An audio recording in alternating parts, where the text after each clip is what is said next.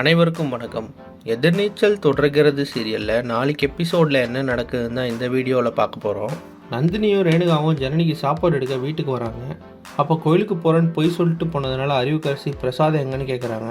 அப்போ நந்தினி சொல்கிறாங்க, என்ன உண்டை கட்டி வாங்கிட்டு சாப்பிட்டு தூங்கலான்னு பார்க்குறியா அப்படின்னு சொல்லி கேட்குறாங்க. அதுக்கு அறிவுக்கரசி கேட்டதுக்கு பதில் சொல்லுங்கள் அப்படின்னு சொல்கிறாங்க.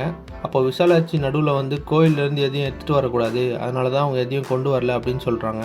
இந்த கேள்வி கேட்குறதெல்லாம் உன் வீட்டில் வச்சுக்க, எங்கள் வீட்டு விஷயத்தில் தலையிடாத அப்படின்னு சொல்கிறாங்க. உடனே ஞானம் வந்து நந்தினிக்கிட்டேயும் ரேணுகாக்கிட்டேயும் கேட்குறாரு, நீங்கள் 2 பேரும் வீட்டில் இல்லாததுனால வீடு அமைதியாக இருந்துச்சு, இப்போ சத்தம் வர ஆரம்பிச்சிருச்சு அப்படின்னு சொல்கிறாரு. அதுக்கு விசாலாட்சி வந்து அவங்க எதுவும் சொல்லலை, அறிவுக்கரசி தான் அப்படின்னு சொல்லிட்டு அறிவுக்கரசியை வெளியே போக சொல்லி ஞானக்கிட்ட சொல்கிறாங்க.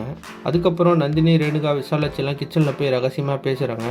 அப்போ ஜனனிக்கு நடந்தது, ஜனனி ஹாஸ்பிட்டலில் வந்து அட்மிட் ஆனது, இதெல்லாம் வந்து நந்தினி விளக்குறாங்க. அதை கேட்ட விசாலாட்சி ரொம்பவே ஃபீல் பண்ணுறாங்க. நிம்மதியாக இருக்கணும்னு தானே கொடைக்கானல் போனாங்க, அங்கே போய் இப்படி ஒரு பிரச்சனையா அப்படின்னு சொல்கிறாங்க. அதுக்கு நந்தினி சொல்கிறாங்க, நீங்கள் தைரியமாக இருங்க, நாங்கள் 2 பேரும் ஈஸ்வரி அக்கா ஜனனின்னு மொத்தமாக 4 பேரும் நாளைக்கு ஒன்றா வருவோம் இந்த வீட்டுக்கு அப்படின்னு சொல்கிறாங்க. வாழ்க்கையை புதுசாக பார்க்க போகிறோம், நம்பிக்கையோட புது வாழ்க்கையை தொடங்க போகிறோம் அப்படின்னு சொல்கிறாங்க. அதே சமயத்தில் ஹாஸ்பிட்டலில் இருக்க ஜனனி கண்ணு முழிச்சிட்டாங்க. அப்போ அங்கே இருக்க சக்தி ஈஸ்வரியும் இதே ஹாஸ்பிட்டலில் தான் இருக்காங்க, ரேணுகாவும் நந்தினி இங்கே தான் இருந்தாங்க, உனக்காக சாப்பாடு எடுத்துகிட்டு வர போயிருக்காங்க அப்படின்னு சொல்கிறாரு. அதுக்கு ஜனனி, எனக்கு எதுவும் வேணாம், நான் அப்படியே நடந்து போய் ஈஸ்வரி அக்கா பார்த்துட்டு வரவா அப்படின்னு சொல்லி கேட்குறாங்க. அதுக்கு கூடவே இருக்க தர்ஷன் சொல்கிறாரு, இன்னும் ஒரு நாள் வெயிட் பண்ணுங்கள், நாளைக்கு அம்மாவை பார்த்துடலாம் சித்தி அப்படின்னு சொல்கிறாரு. இப்போ என்ன கேள்வினா, ஆதி குணசேகரனுக்கு ஈஸ்வரி குணமாயிட்டு வரதும் அதே ஹாஸ்பிட்டலில் ஜனனி இருக்கிறதும் தெரிய வருமா? அப்படி தெரிய வந்தால் என்ன நடக்க போகுது அப்படின்றத அடுத்தடுத்த எபிசோடில் பார்க்கலாம்.